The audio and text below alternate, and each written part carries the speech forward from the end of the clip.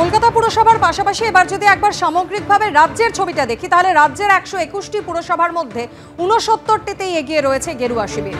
বালুরঘাট, বাঁকুড়া, বোলপুর, বনগাঁ, দার্জিলিং, দিনহাটায় এগিয়ে রয়েছে বিজেপি। ঘাটাল, চুঁচুড়া, ঝাড়গ্রাম, কল্যাণী, খড়গপুরেও এগিয়ে রয়েছে বিজেপি। এই সম্পর্কে আরো বিস্তারিত জানবো, সরাসরি কথা বলে নেব। প্রতিনিধি অর্ণব মুখোপাধ্যায়ের সঙ্গে রয়েছেন। অর্ণব, দেখো 121টা পুরসভা যদি আমরা দেখি, এর মধ্যে কর্পোরেশনগুলো ইনক্লুড অবশ্যই নয়, এগুলো হচ্ছে শুধুমাত্র পুরসভা। তো তার মধ্যে অন্তত 69টি পুরসভায় বিজেপি এগিয়ে রয়েছে। আমরা যেরকমভাবে দেখেছি যে গতবারে যখন এই যে পুরসভার নির্বাচন হলো, একমাত্র তাহেরপুরে সেখানে কিন্তু বামেরা ভালো ফল করেছিল, কিন্তু এবারের লোকসভার যদি পুরসভা ওয়ারি দেখি তাহলে সেক্ষেত্রে হচ্ছে আমরা যেটা দেখতে পাচ্ছি যে লোকসভার পুরসভা ওয়ারি দেখলে সেখানে হচ্ছে প্রায় 69টাতে হচ্ছে বিজেপি কিন্তু এগিয়ে রয়েছে।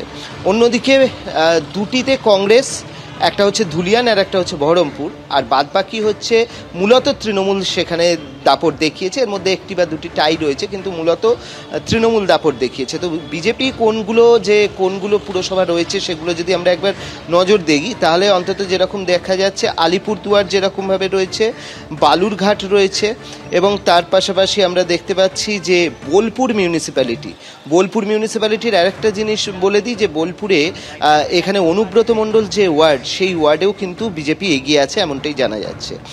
অন্যদিকে হচ্ছে বুনিয়াদপুর রয়েছে, কাঁথি রয়েছে, এছাড়া দার্জিলিং রয়েছে, ধূপগুড়ি রয়েছে, এগুলোতে তোমার বিজেপি এগিয়ে রয়েছে। তাছাড়া হুগলি চিনসুরা যেরকম রয়েছে, তার পাশাপাশি আমরা দেখতে পাচ্ছি ঝালদা, ঝাড়গ্রাম, জিয়াগঞ্জ, এরকম বেশ কিছু, কাঁদি, এইরকম বেশ কিছু রয়েছে যেগুলোতে কিন্তু বিজেপি উল্লেখযোগ্যভাবে এগিয়ে রয়েছে এমনটাই দেখা যাচ্ছে। যে লোকসভার পুরসভা ওয়ারি যেরকম আমরা দেখতে পাচ্ছি, তাতে আমরা দেখতে পাচ্ছি এরকমভাবেই মানে বিভিন্ন পুরসভাতেও কিন্তু বিজেপি যথেষ্ট প্রভাব ফেলছে। যদিও অবশ্যই 121টা পুরসভা এবং তার মধ্যে অধিকাংশই সেখানে তৃণমূল তার দাপট দেখিয়েছে। একদমই অর্ণব, তুমি আমাদের সঙ্গে থাকো। অর্থাৎ লোকসভা ভোটের ফল প্রকাশের পর একদিকে যেমন দেখা যাচ্ছে যে কলকাতা পুরসভার অন্তর্গত একাধিক ওয়ার্ডে যেমন এগিয়ে রয়েছে বিজেপি, পাশাপাশি রাজ্যের বেশ কয়েকটি পুরসভাতেও এগিয়ে রয়েছে গেরুয়া শিবির। বর্তমানে রাজ্য বিজেপির সভাপতি সুকান্ত মজুমদার যে আজ নতুন মন্ত্রিসভা গঠিত হবে সেখানে জায়গা পাচ্ছেন সেটা তো স্পষ্ট, কিন্তু আর কারা কারা মন্ত্রী হবে সমস্ত জল্পনার অবসান ঘটবে আর মাত্র কয়েক ঘন্টা পর সন্ধ্যে 7:15 নাগাদ।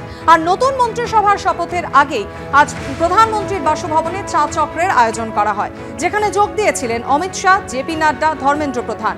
স্বরাষ্ট্র, প্রতিরক্ষা, অর্থ, বিদেশের মতো গুরুত্বপূর্ণ মন্ত্রক হাতে রাখছে বিজেপি। স্বরাষ্ট্র মন্ত্রক থাকছে অমিত শাহর হাতেই, প্রতিরক্ষায় থাকছেন রাজনাথ সিং, এমনটাই খবর সূত্রের। ফের মন্ত্রিসভায় সামিল হচ্ছেন জেপি নাড্ডা, যদিও নাম নেই অনুরাগ ঠাকুরের।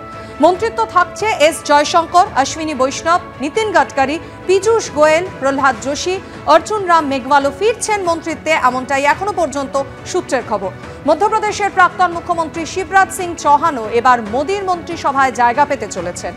বাংলা থেকে ফের মোদীর মন্ত্রিসভায় যাচ্ছেন শান্তনু ঠাকুর।